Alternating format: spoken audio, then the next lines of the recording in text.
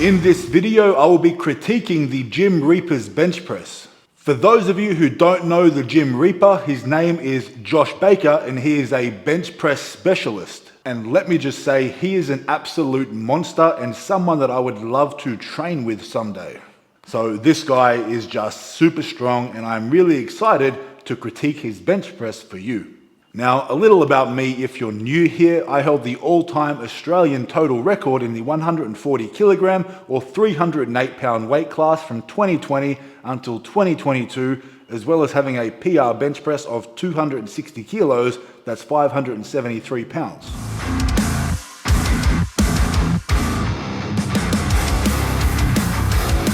Now, Josh, the Gym Reaper, I believe, has a bench press PR of 320 kilos. That is over 700 pounds.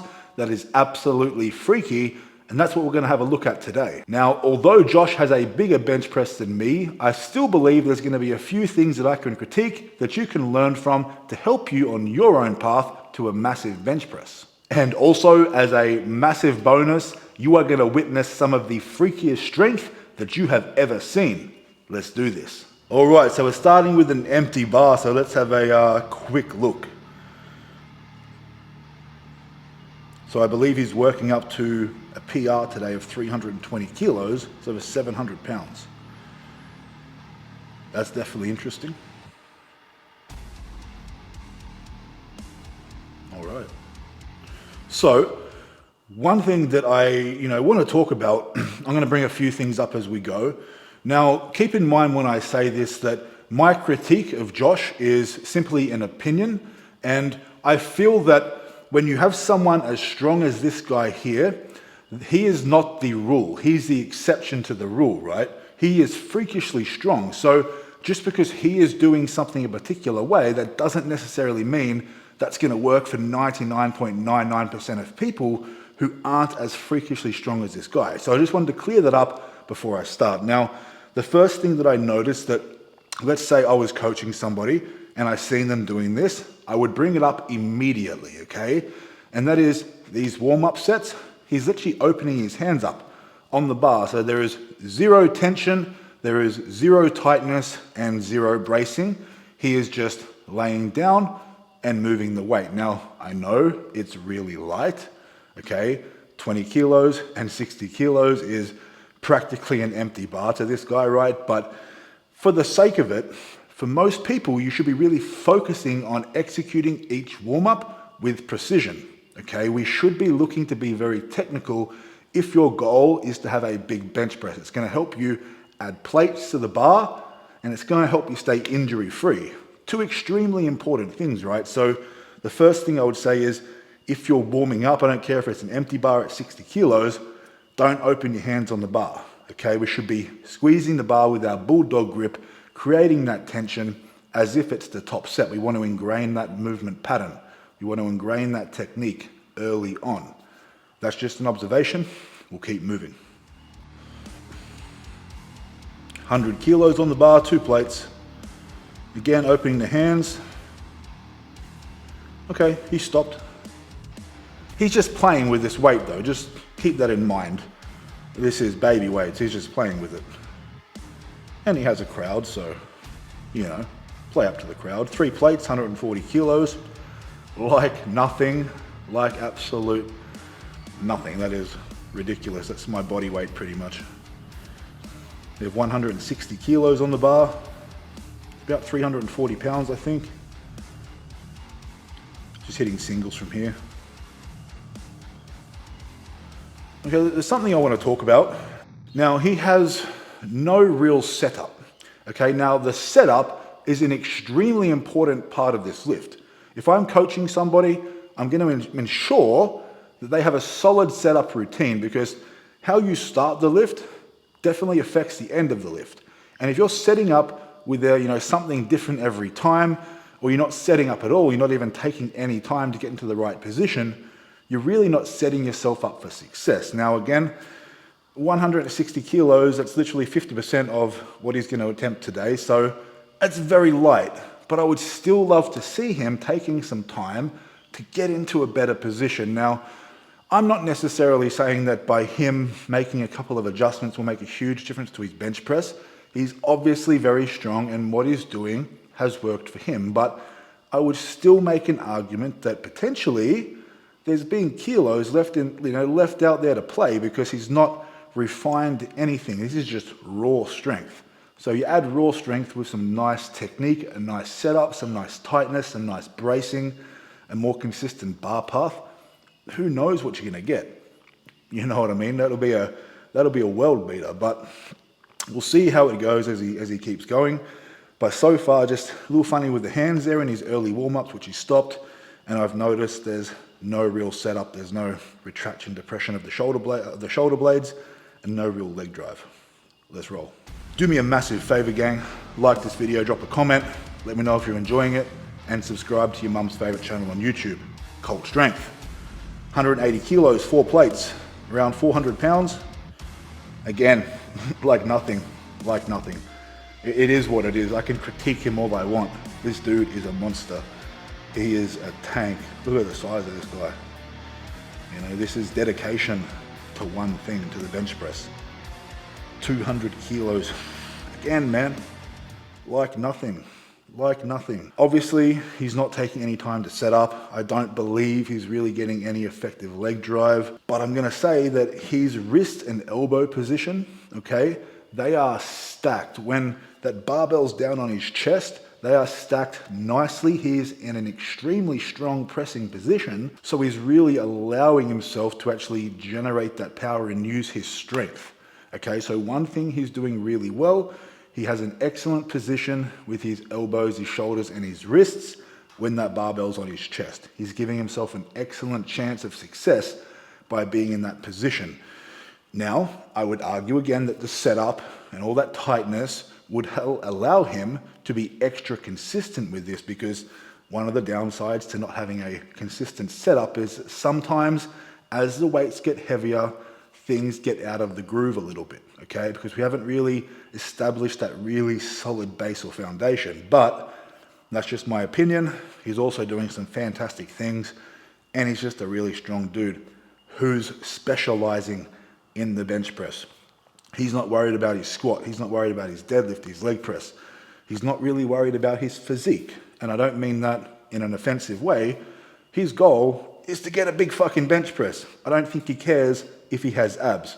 This guy probably wants to bench, over 800 pounds, which is, would be the world record. So, that's where his goals lay, and he's doing everything he can to feed that. And I massively respect that. For good or for bad, whether your opinion aligns with that or not, you have to respect somebody that goes all in on something. That's a big task. So, he's doing really well for himself. We'll keep rolling. What do we got on the bar here? I'm assuming 5 plates. Yep, around 220 kilos.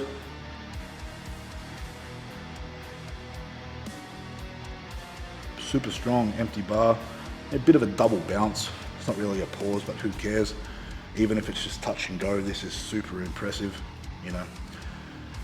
Okay, so notice the elbow wraps there, 240 kilos. Still moving even faster than 220. One thing I'll talk about is elbow wraps. Now, I've noticed elbow wraps are a common trend on social media within the fitness influencer realm, within the strength realm. Elbow wraps have become very prominent. They're featured in a lot of people's bench pressing. Now, that's fine, you know what I mean? There's nothing wrong with that. It probably does save you some pain, maybe a little bit of safety or security in the elbow, maybe not. But it definitely does give you an advantage. Now, that's still something we need to recognize, okay? So I don't think it would be fair to compare someone benching in elbow wraps to someone benching with nothing on their elbows at all. Or even, let's say, a sleeve. A loose, semi-loose fitting elbow sleeve may give you 5 kilograms of assistance, okay, maybe, compared to an elbow wrap. Depending on how tight these guys wrap their elbows, they could be getting upwards of 20 kilos of assistance, over 40 pounds. That's a lot, right? That's a lot of assistance, so I don't think it's fair to compare the two. This is just strong in its own right, and I don't think he's competing in powerlifting. I don't think he's doing this on a platform, so he doesn't really need to bench without the elbow wraps. The only reason you would need to bench without the elbow wraps would be if you're preparing or competing in a competition. So I don't think that's what this guy's doing. If he took the elbow wraps off, would he bench less than he does? Probably, not to take anything away from it. That's just reality, right? If I take my elbow sleeves off, I might bench 5 kilos less that day. It might make a small difference, but it is what it is. And for me, the trade-off is worth it. The elbow sleeves give me security and warmth, and they make my elbows feel good and healthy. So it's worth that little trade-off. The elbow wraps, they may help with the pressure in the elbows under really heavy loads, or maybe they're just being used for assistance. And sometimes that can actually add risk because it's allowing you to lift, dramatically heavier weights than you could probably handle without it. So, it comes with its pros and cons, but I just wanted to address that. But we'll keep rolling and we'll see if they wrap them really tight. You'll be able to tell and we'll have a guess at how much they're getting out of them. But yeah, let's roll. I'm assuming 6 plates, 260 kilos. See, they're pretty tight. It's just the warm-up set. Still really strong though. I'm assuming this is going to move like a fucking empty bar. That's my bench press PR. That's my bench press PR there. So a lot of you are going to tell me just to shut my mouth, but I'm not doing this with any hatred. This is just an observation in hopes that I can help somebody. 280. Again, that didn't look much slower than 260, man. That's insane. And he wants more. Fucking hell. 7 plates. All critique aside, I can sit here and say he could tweak this, he can tweak that. And I'm not really speaking to Josh, right? Because he's doing his own thing. He may have a coach at the moment, I'm not sure. His bench press may even look a little different to this now. I'm not sure if it's still exactly the same. I think this video was from a few months back. So he may have changed things. But I just want to say, all critique aside, man, you're about to witness something freaky. He's going to attempt this next 7-plate bench, which is 300, but the thumbnail of the video I was watching is 320 kilo PR. That's 705 pounds. So I'm going to assume he gets this. And that's just strong. Elbow wraps or not, steroids or not, a big dude or not, it doesn't matter. If you can press 300 kilograms, that's fucking crazy, man. That's crazy. So I'm excited to see this. 7 plates, god damn. I did that for 1 rep once with a heavy duty slingshot, which gave me about 60 kilograms of assistance.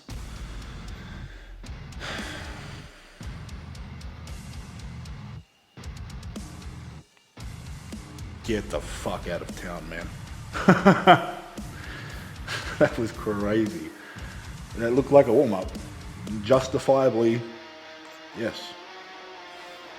Now that is a tight elbow wrap, god damn. But justifying, 320 after that warm-up, yes, absolutely. Absolutely, that should be there. There's a lot of pressure in these situations, gang. He knows full well a lot can go wrong here, but fucking all in, baby. Dude is a proper monster. Proper monster. Jesus. It looks pretty hyped there as well. It looks hyped as hell.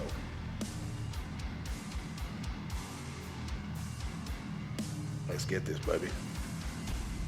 705 pounds. Jesus.